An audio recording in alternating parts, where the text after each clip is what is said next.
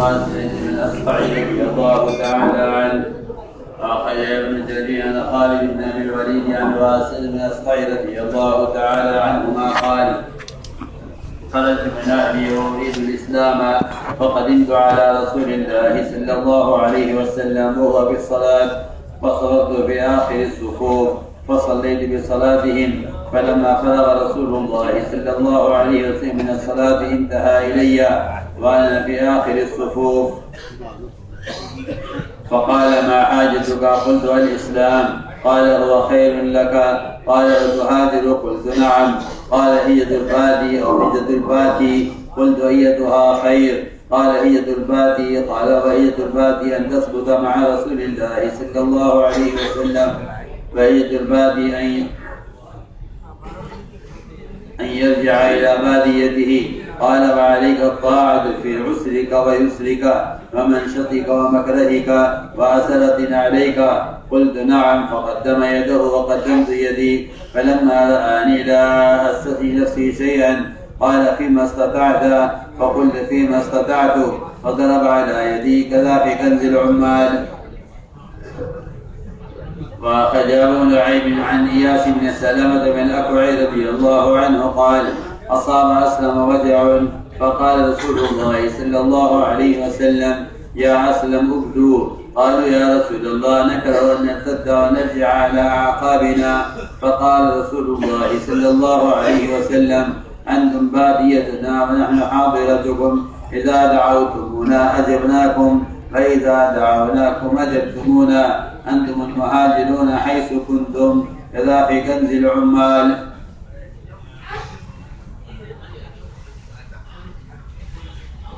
وأخرج أبو نعيم والحسن بن سفيان عن جنادة بن أبي أمية الأزدي رضي الله عنه قال: هاجرنا على عهد النبي صلى الله عليه وسلم، فاختلفنا في الهجرة، فقال بعضنا قد انقطعت وقال بعضنا لم تنقطع.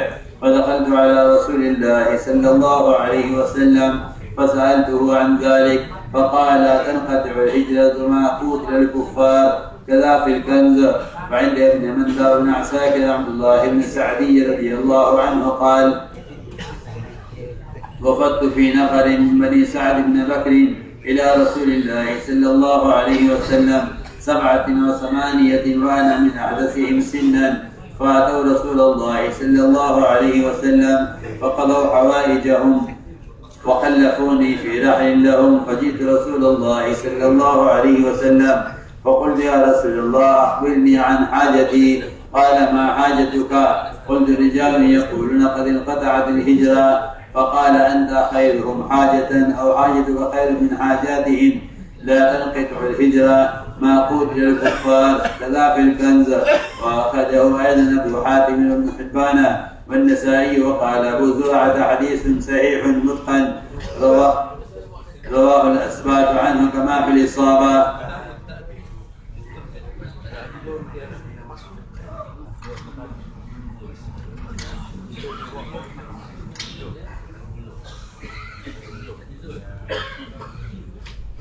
Allah SWT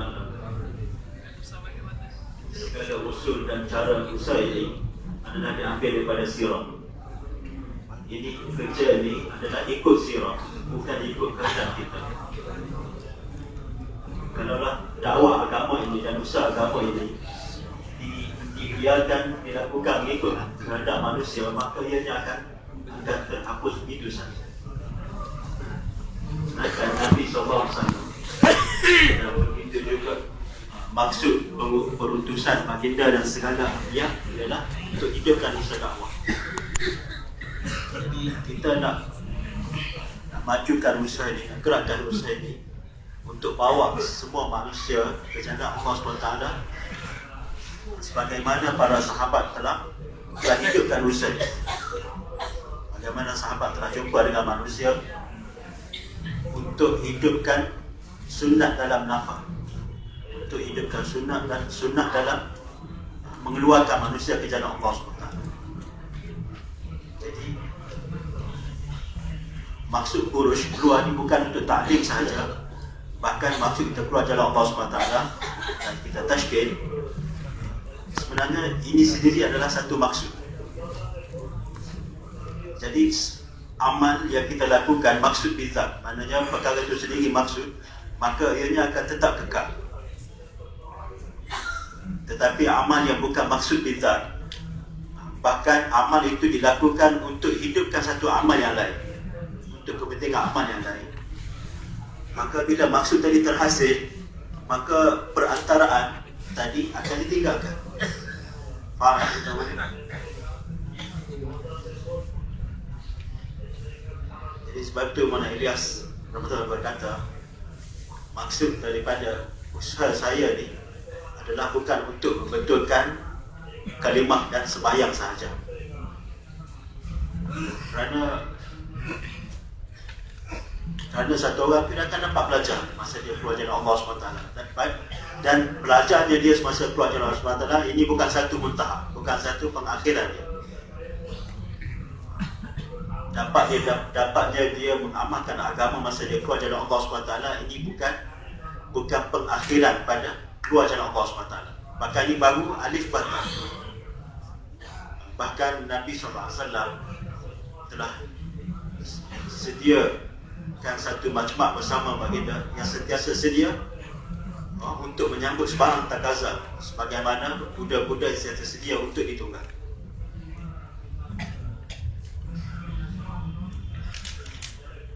Bahkan mereka lebih bersedia daripada kuda.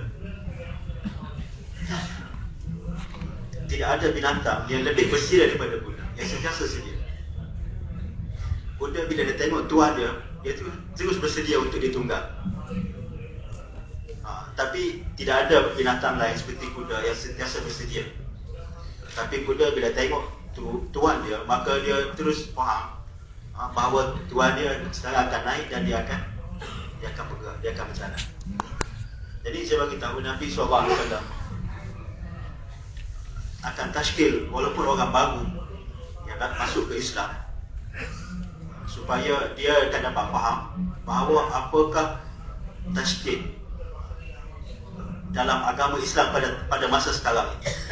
Dan dia akan diberi tugas, dia amal mengikut istiadat, mengikut kemampuan yang dia ada, sehingga dia dapat faham bahawa setiap orang kena buat pengorbanan.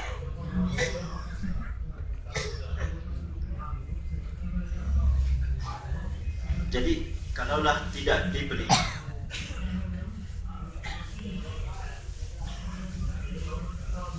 jadi kalau tashkil tidak dibuat, takazat tidak diberi, maka tahap usahanya akan menurun. Jadi bagaimana Nabi SAW tashkil orang yang baru datang ke Islam, dan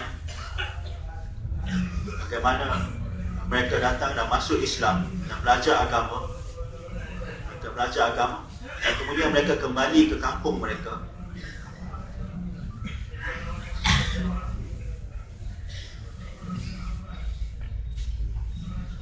Sehingga bila mereka belajar Islam dan kembali ke kampung mereka, mereka menganggap ini adalah satu kemurtadan.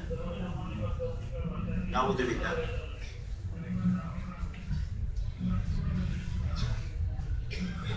Satu orang,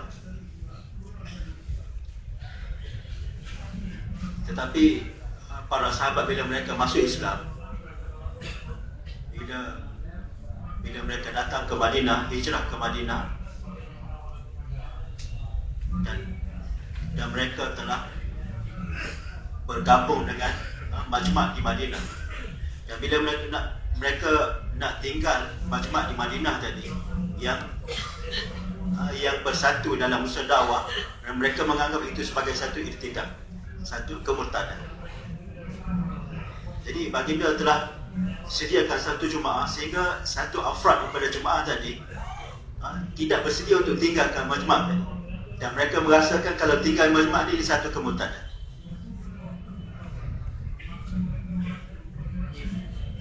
Jadi satu orang tanya, dia kata apa itu kemurtadan?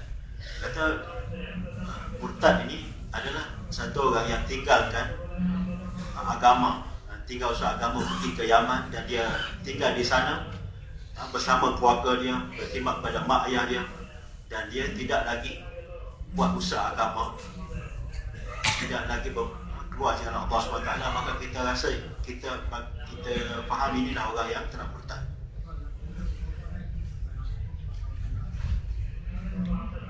Satu perkara yang aneh. Sekarang ni kita fikir apa? Kalaulah dalam setahun kita tak keluar 40 hari, kita tak rasa apa-apa. Jadi kita kata satu orang yang tinggalkan usaha agama dan dia balik ke Yaman dan dia duduk tinggal bersama mak ayah dia khidmat pada mak ayahnya, dan dia tidak lagi keluar jalan Allah SWT, maka bagi kami inilah orang yang murtad. Maka Sinoma kata bukan begitu. Orang ini adalah orang ahli syurga yang balik ke rumah untuk khidmat pada mak ayah, iaitu orang yang tinggal medan perang.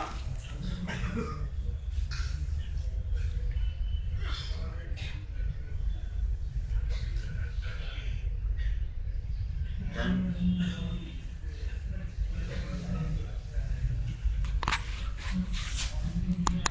dia tinggalkan medan perang, kemudian dia balik ke kampung dia dan dia sibuk dalam menguruskan tanah ladang dia.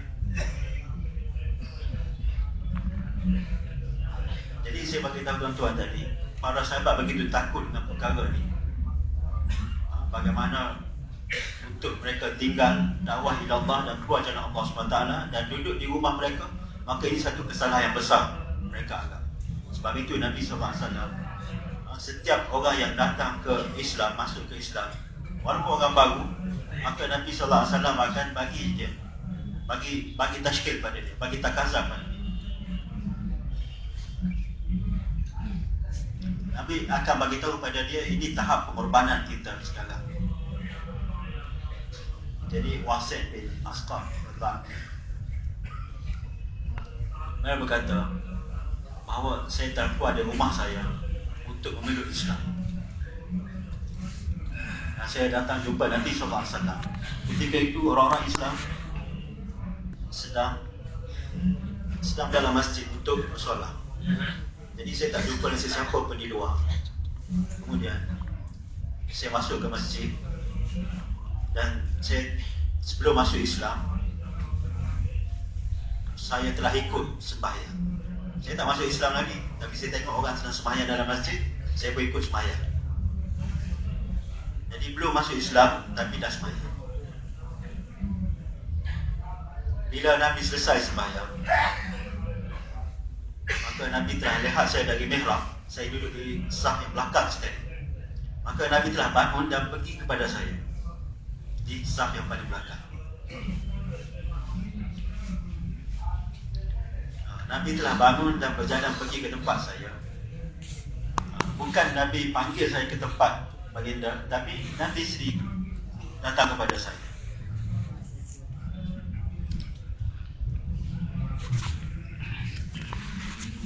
Kemudian baginda bersabda, kenapa kamu datang ke sini? Apa maksud kamu? Maka saya bagi tahu saya datang untuk masuk Islam. Maka Nabi kata, inilah agama yang paling baik untuk kamu. Maka Nabi tanya, adakah kamu ingin berhijrah? Kata ya, saya akan buat hijrah. Saya akan hijrah. Maka Nabi tanya, kamu nak hijrah yang mana satu? Hijrah pagi.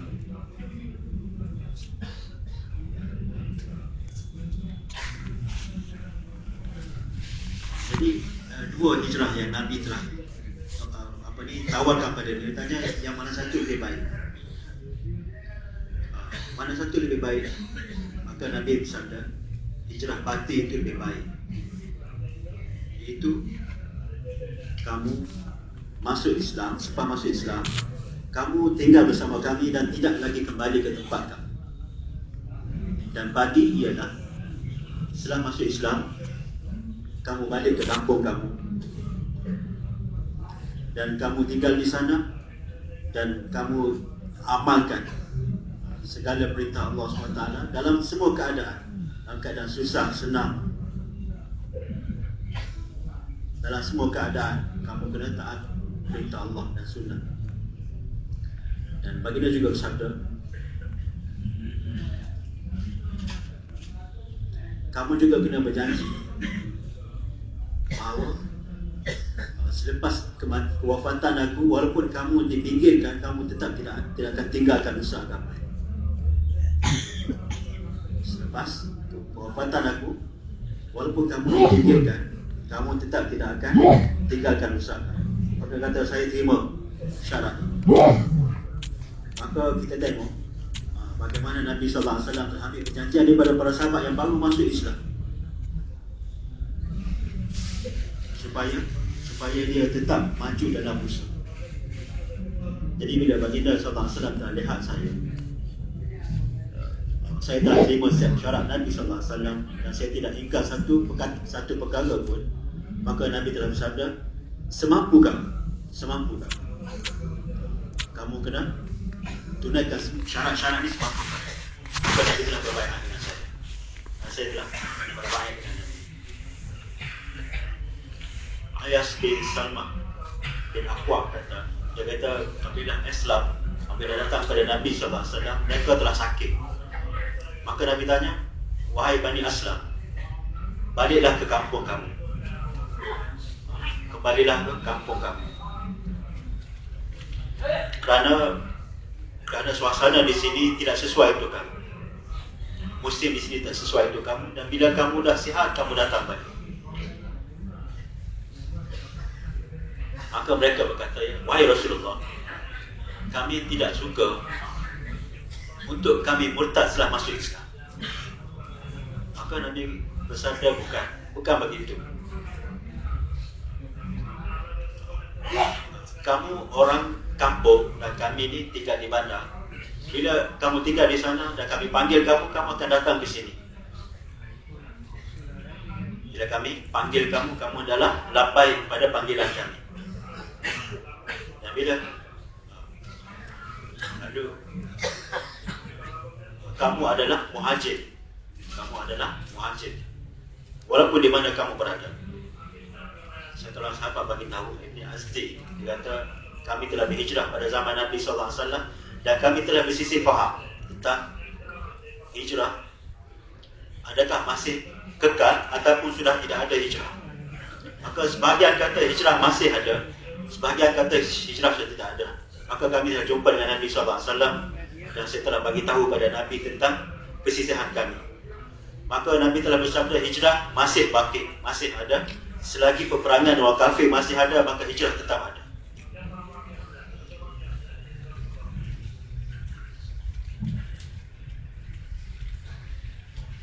Dan ada Wasilah bin Asqa, saya baca tadi, supaya ni orang-orang Malaysia ni mereka tidak faham, mereka jangan faham bahawa datang sekali dan kita dah faham, kita balik, kita tinggal di negara kita. Bahkan bukan begitu, bahkan kita kena datang berkali-kali untuk faham usaha. Jadi tahap usaha akan maju di mana ada mahol usaha, ada suasana usaha. Jadi bila kita sentiasa datang kepada mahol itu, maka kerja kita akan meningkat, fikir kita akan meningkat. Dan kalaulah kita tidak datang pada mahol usaha, maka kita akan rasa puas hati dengan tahap usaha yang kita telah ada.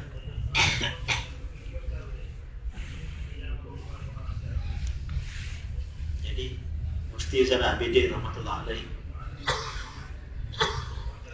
telah keluar 40 hari setiap tahun dan datang ke sini jumpa dengan Maulana Yusuf, yang Maulana Yusuf akan bagi satu jemaah ulama untuk Mufti bawa.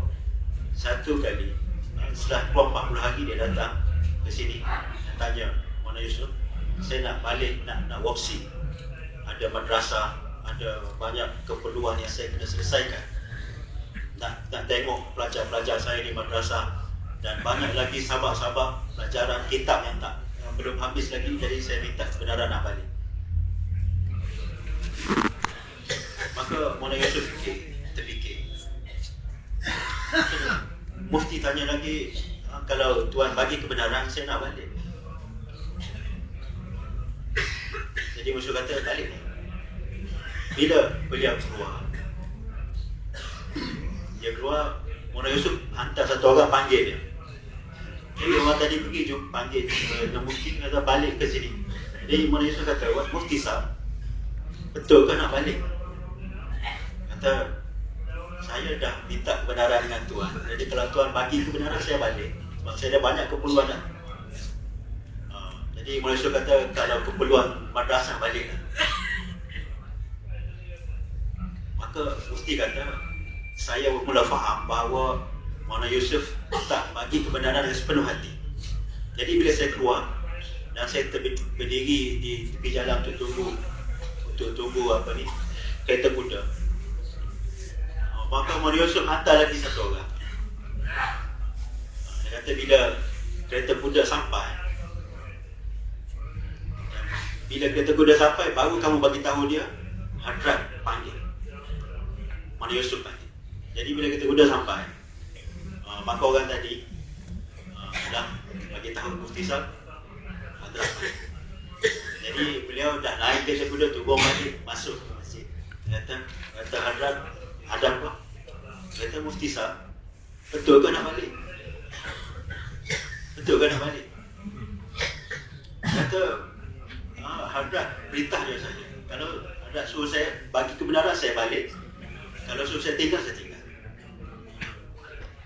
Maka Hadrat Mona Yusuf terfikir seketika. Kata, kamu pun ada keperluan yang penting, kamu nak selesaikan di rumah kamu, di kampung kamu.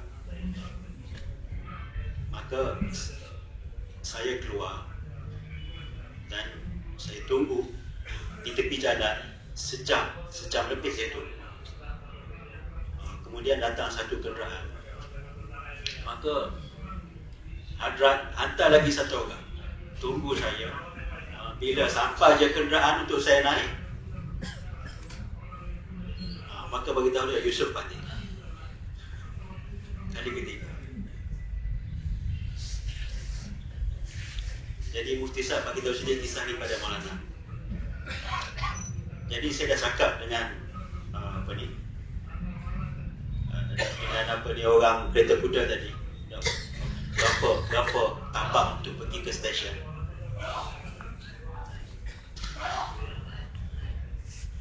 Maka Mona Yusuf telah bagi duit sekali untuk bagi kepada orang tadi, bayar kepada tuan kereta kuda tadi. Jadi bila saya letak satu kaki atas kereta kuda, maka satu orang tadi telah panggil saya. Jadi masa itu saya terfikir 12 pagi. Kemudian saya balik juga ke markas dan saya berasa begitu beban sekali masa itu. Sebab saya ada banyak tugas yang kena selesaikan, tapi saya balik juga ke markas. Dan masa itu Maulana berdiri depan hujrah, depan bilik dia. Dia kata, maka bila sampai sini, Maulana kata apa? Maulana kata, mufti sahab, kamu ada pilihan nak pergi ke ataupun nak tinggal di sini.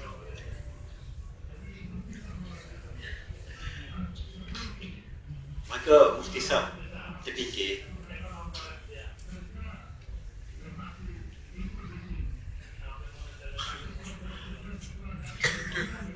mufti sahab dia kata saya terasa selepas Maulana buat begini dengan saya, waktu selepas itu dah saya baru rasa saya buat tabligh. Faham tak boleh? Selepas Maulana uji saya macam tu, waktu selepas itulah baru saya rasa saya buat tabligh. Jadi selepas ujian teraji kepada saya yang berlaku tadi, barulah saya mula faham apa itu tabligh sebenarnya. Jadi maksudnya amlah ni dia kena sentiasa bersatu, kena sentiasa berkumpul, sentiasa bersatu. Jadi Nabi SAW bila kembali ke Madinah dan sahabat telah minta kebenaran untuk balik, kami ada kampung kami di sana, kamu di sana, dekat di sini, kami nak balik.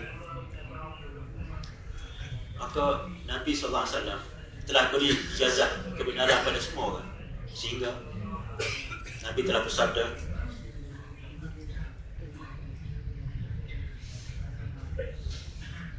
kamu lebih suka ada satu pokok di sini, tetapi kamu lebih suka menjauhi pokok tersebut.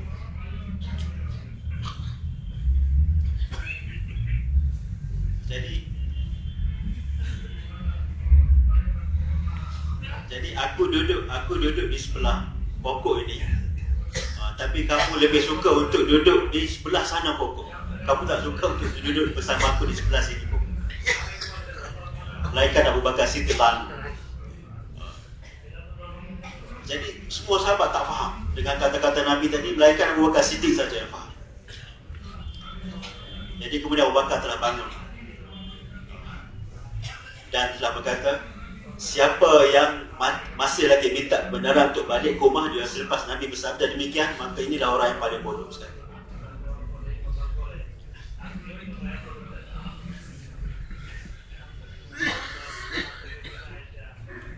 اللهم صل على سيدنا مولانا محمد وعلى ال سيدنا مولانا محمد كما صليت على ابراهيم وعلى ال ابراهيم انك حميد مجيد.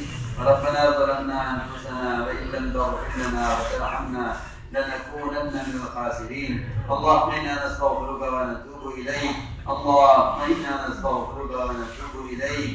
اللهم انا نستغفرك ونتوب اليك. ربنا آتنا في الدنيا حسنة وفي الآخرة حسنة وقنا عذاب النار. سبحان ربك رب العزة عما يصفون وسلام على المرسلين. Ada sedikit daripada jemaah tashkil.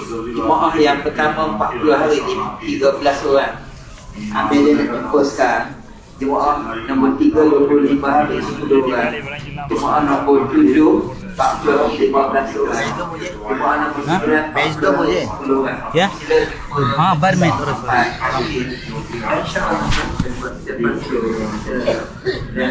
InsyaAllah besok pagi jam Nanti lebih untuk kenyang. Allah kena dari sunnah al-Qadim dalam permainan dalam satu tahajud kita kita sudah itu insyaallah akan tercapai InsyaAllah Tipu-tipu pula buat tu. tidur. Jaga tempat tu tadi. Menjaga. Sekali lagi kan, jemaah nombor 1 13 orang, jemaah nombor 3 10 orang, jemaah nombor 7 15 orang dan jemaah nombor 9 10 orang. Sila jumpa di Stop. agen tasbih. Tak faham. Okey. Enak. Ayo, apa itu tu bi?